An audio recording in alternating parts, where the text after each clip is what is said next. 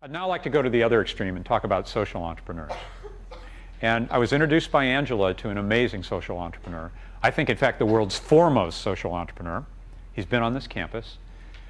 He's from Bangladesh. And when he began his work, he was a 35-year-old professor of economics. His name is Professor Muhammad Yunus.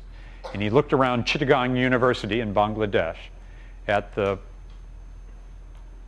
thousands and thousands of people who were trying to scrape by on less than $1 a day.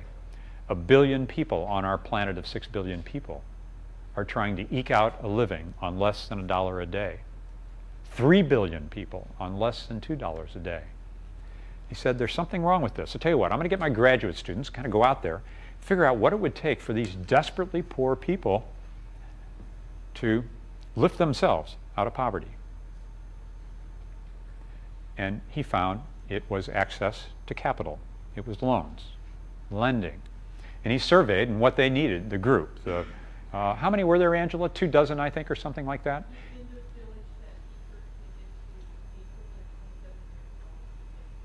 So she said it took $74 in the first village of loans. $47, thank you. $27, even less.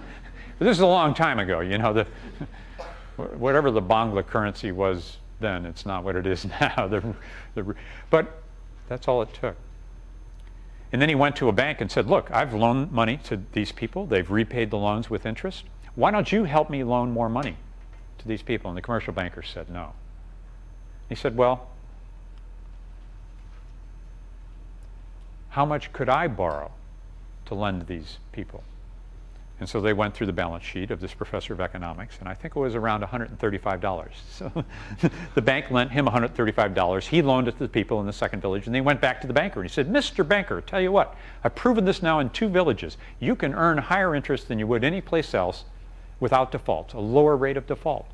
They said, oh, no, no, no, no, you just did it in 2 villages. It wouldn't work in 3. It wouldn't work in 4. And to make a long story short, he concluded that banks are organized to lend money to people who don't need it, basically to rich people.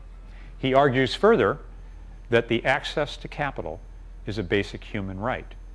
And so he formed in Bangladesh something called the Grameen Bank, Grameen standing for the village, and it has now over 2 million borrowers in 37,000 villages. Here's an important point. The vast majority of the borrowers, all the borrowers, for all practical purposes, are women. And they borrow in groups of 4 or 5. You know why? If you loan the money to the men, they spend it on something that will satisfy them immediately. It's a question of personal satisfaction. The women take a longer-term view. They say, you know what? I'm going to use this money to build a small business that can produce some savings for my family because I want to look out for the kids and for their health and for their shelter. And so loaning to the women in a village was terrific. It really worked, but in groups, because women in these very, very poor circumstances never before had access to capital and were afraid to take the loans. They were afraid their husbands might beat them for having that kind of money and that kind of power. So the Grameen Bank only loans to groups of 4 or 5 women together. Another important fact, 98% of these loans get repaid. The default rate is amazingly low. And even more important than that is that this micro-lending is now going on in 58 countries around the world. There's $4 billion that the Grameen Bank has loaned, and the bank is owned by its borrowers. Over 90% of the bank is owned by them.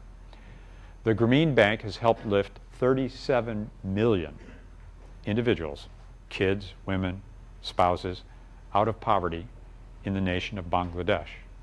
It's a remarkable, remarkable force for a planet that desperately needs, between now and 2015, to cut global poverty in half.